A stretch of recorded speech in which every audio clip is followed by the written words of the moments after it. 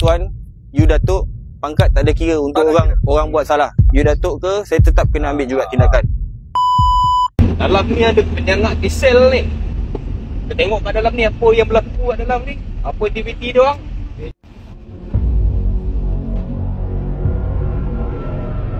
Saya bukan jual.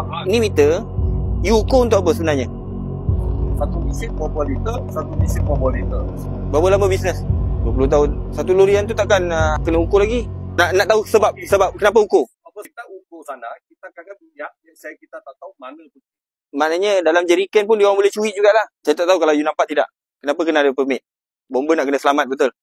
Ni alam sekitar ni. Kalau pergi sungai, semua habis. Betul. So apa tinggal untuk anak-anak nanti? Apa tinggal untuk anak-anak nanti? Saumpama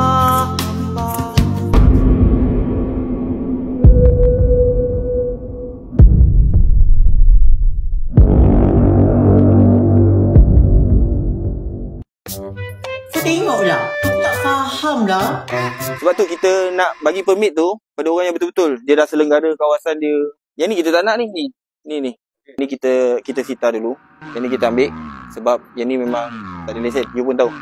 20 tahun mana boleh macam ni nak datang ampun, memang tak ada ampun punya.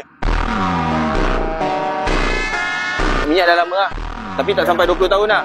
Tak ada lah. Tak sampai 20 tahun. Tapi ni tengok masuk dalam tanah dah banyak kan. Dia kalau tak lama dia baru atas saja.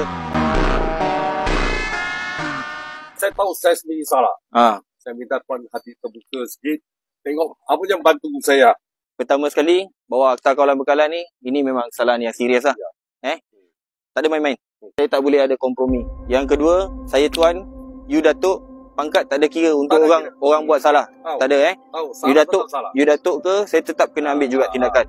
Macam mana pun. Sebab benda jelas.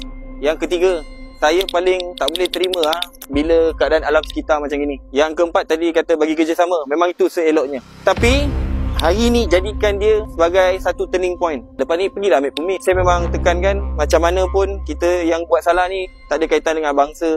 Yang buat salah adalah orang. Dia tak ada kaitan dengan bangsa dia ke apa, tak ada. Nanti Malaysia tak harmoni pula. Tamu anggap macam tu. Tak bagus. Curi, isi, jual.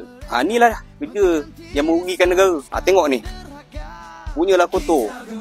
Apa yang tinggal untuk anak cucu besok? Saya ni penyayang pada kanak-kanak. Kita rempuh.